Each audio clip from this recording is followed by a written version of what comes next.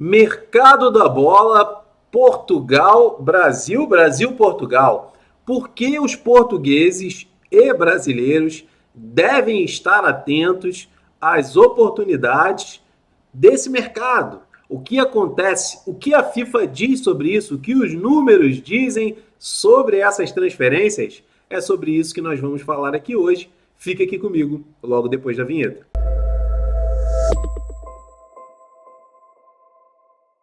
Meu nome é Marcelo Benevides, sou especialista em direito desportivo. Meu escritório já fez mais de 50 cadastros de intermediários na CBF e hoje eu vou falar um pouco sobre as transferências internacionais, sobre o mercado da bola entre Brasil e Portugal, as transferências internacionais, como isso funciona, é vantajoso, o que o intermediário português e o intermediário brasileiro precisam saber. Fica aqui comigo que eu vou falar um pouco mais sobre isso. Fala, meu amigo Beni, minha amiga Beni, sejam muito bem-vindos mais uma vez ao meu canal. E hoje eu estou aqui para falar sobre um assunto que é tanto de interesse dos brasileiros, de intermediários brasileiros, quanto intermediários portugueses, para que o português ele possa ter acesso ao mercado brasileiro. Ele necessariamente hoje, de acordo com o RNI, o Regulamento Nacional dos Intermediários da CBF,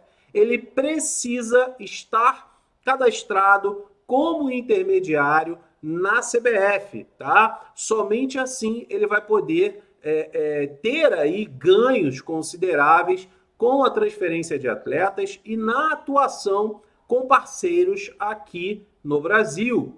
Porque, inclusive, o português, para atuar aqui no Brasil, através de parceria, ele precisa ter esse contrato de parceria com outro intermediário cadastrado no portal da CBF.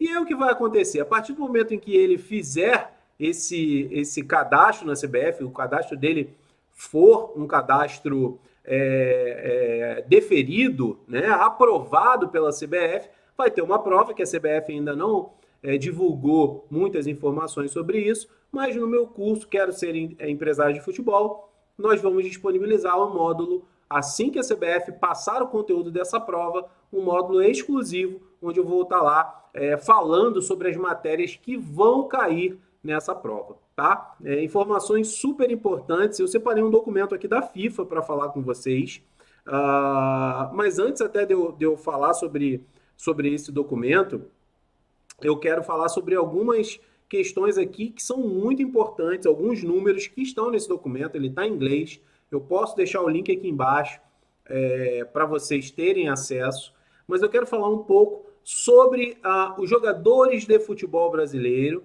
e o mercado internacional, tá?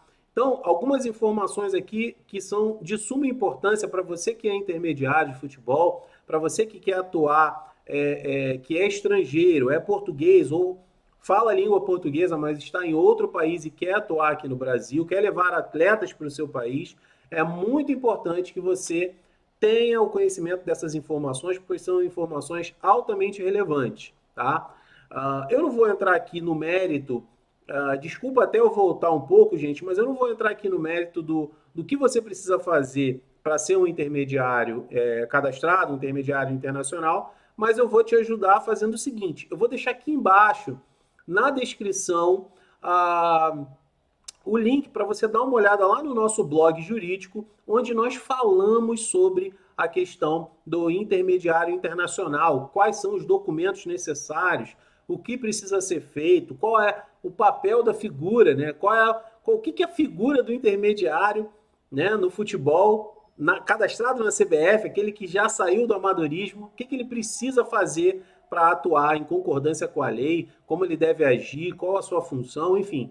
Tem muito material no blog e também aqui no canal do YouTube, eu convido você a assistir. Se você tiver interesse em participar da nossa próxima turma do treinamento Quero Ser Empresário de Futebol, onde inclusive vai ter um módulo destinado para os intermediários estrangeiros, eu te convido também a entrar na nossa lista de espera, que está aqui embaixo na descrição também, para a nossa próxima turma. Mais uma informação super importante, não poderia deixar passar em branco. Em breve, nós vamos abrir vagas para nossa próxima turma. Como vocês sabem, as vagas são limitadas, então te convido a participar e também a baixar o nosso e-book. Se você ainda não baixou o e-book Quero Ser 5 Passos para Ser Empresário de Futebol, Quero Ser Empresário de Futebol, está aqui embaixo também para você baixar. Chega, vamos entrar agora nas informações. Bom, para vocês terem uma ideia, segundo a informação desse relatório, que eu vou compartilhar aqui com vocês nesse minuto, tá? Gente, eu estou aqui compartilhando com vocês, né? Esse é um relatório da FIFA, tá? De 2020, referente às transferências. Vou deixar ele aí na tela, enquanto eu quero repassar algumas informações que eu anotei aqui para vocês, tá? Tanto você brasileiro quanto você português, você que está em outro país e que fala a língua portuguesa e que atua com o futebol, obviamente, eu quero falar um pouco sobre esses números e sobre o que o mercado brasileiro ele representa e a oportunidade que o mercado brasileiro tem se mostrado para intermediários que estão em outros países. Bom, você deve estar vendo aqui, aqui atrás esse fundo aqui. Esse fundo é lá do escritório, eu estou em casa, mas eu coloquei o fundo lá do escritório. Até uma imagem antiga, já mudou um pouco lá, mas é da nossa salinha de reunião lá, onde a gente faz alguns atendimentos. Então eu deixei aqui esse fundo aqui, só para não ficar uma parede branca aqui, para ficar algo legal aqui enquanto a gente está falando, já que eu estou em casa aqui durante alguns dias, tá? Estou evitando sair esses dias. Final agora, eu confesso para vocês, no final agora com essa variante aí, eu fiquei com um pouco de medo e eu estou tentando ficar ao máximo em casa. Vamos lá.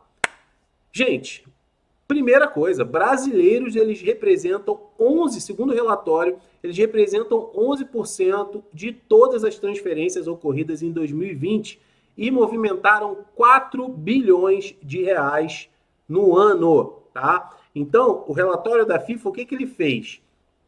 Ele registrou novamente que o jogador brasileiro é o mais envolvido no mercado internacional, tá?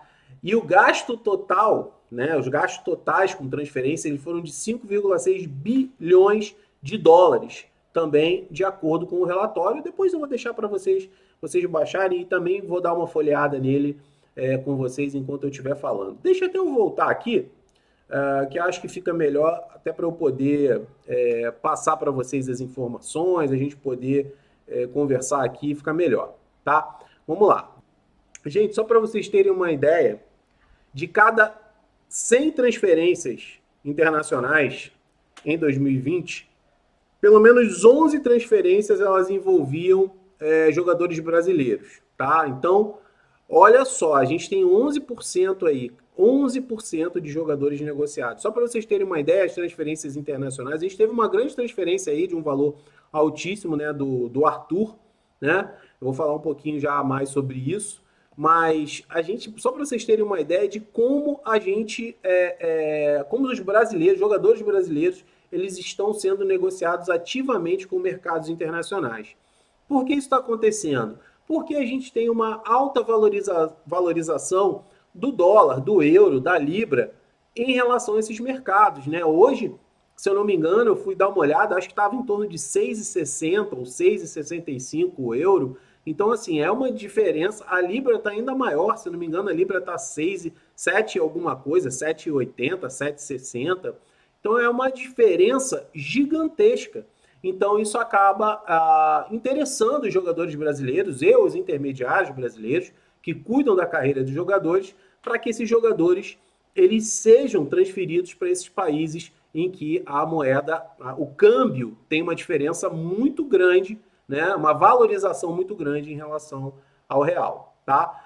E aí vamos lá, outras informações que eu deixei aqui para vocês, para conversar com vocês, que também está no relatório, mas está tudo em inglês. Eu estou só aqui realmente fazendo aqui um resumo dessas informações que estão lá. Bom, só para vocês terem uma ideia, a primeira nacionalidade que teve o maior número de transferências foi a brasileira. Foram 2.008 transferências de brasileiros no mercado internacional em 2020. E eu acredito que isso, esse ano, ainda vai continuar muito aquecido. A gente ainda vai continuar tendo muita procura por jogadores brasileiros, tendo em vista aí que são bons jogadores, é uma boa mão de obra e, obviamente, também porque essa diferença cambial, como eu falei, favorece aí as transferências, tá? Em segundo lugar, aqui o nosso rival, a Argentina com 899 transferências, tá? E aí, gente, a gente tem que comparar o seguinte aqui. Primeiro ponto a ser levantado é que essas transferências internacionais, só os brasileiros, né, superaram $1 bilhão, tá? $1 bilhão. E, como eu disse para vocês, eu acho que isso não deve mudar. Isso não deve mudar. E se a gente for colocar em valores também, o maior investimento também foi em relação aos atletas brasileiros. Como eu falei um pouco antes do atleta Arthur, né, que ele foi do Barcelona para a Juventus, essa transferência foi uma transferência de 72 milhões de euros, né, que na época, na cotação da época, estava dando 442 milhões de reais. Então, realmente é um valor que, bom, enche os olhos aqui, tanto de brasileiros quanto de portugueses, enfim, de qualquer intermediário, de qualquer nacionalidade, na verdade, né? E aí, outras questões aqui que eu quero deixar aqui para vocês também, tá? O total de transferências também está no relatório, tá? O total de transferências em 2020 foi de 17.077 transferências internacionais, tá? 14.804 transferências foram sem taxas, ou seja, sem custos, e 2.273, 13,3%, registraram taxas, tá? Dessas 17.077, 62,5%, ou seja, 10.673, envolveram jogadores que estavam sem contrato, tá? Olha isso, gente. Olha o número bem significativo, hein? E das 17.077, dessas 17.077 transferências internacionais, apenas 130 envolveram mais de 10 milhões de dólares, ou seja, mais de 50 milhões de reais, né? Acho que hoje deve estar dando uns 56 milhões, né? 58 milhões, por aí, né? E aí, mais algumas informações aqui importantes, vocês depois podem conferir, que a maior... Por que eu estou falando tanto de Portugal e Brasil? Porque a relação entre Brasil e Portugal é a mais frequente, tá? É que mais ocorrem as transferências. Em 2020, 274 jogadores saíram daqui do Brasil pro futebol português e 254 fizeram o caminho ao contrário, saíram de Portugal e vieram aqui para o Brasil. Então, o intermediário de Portugal, o intermediário português, que tem acesso à legislação brasileira, que tem boas parcerias aqui, que sabe como o mercado aqui funciona, é diferente. Tem algumas coisas que acontecem aqui no Brasil que são próprias do Brasil, e há uma legislação que é totalmente diferente. A gente tem a Lei Pelé, tem a RNI, o Regulamento Nacional dos Intermediários, e uma série de outras leis que envolvem aí a questão as próprias leis trabalhistas que envolvem os contratos, né? Então, nossa, direitos econômicos, direitos federativos e tantas outras questões que precisam ser observadas por aqueles que estão fora do Brasil, não são brasileiros e precisam realmente se atentar. E aí, gente, caminhando aqui pro final do vídeo, tá?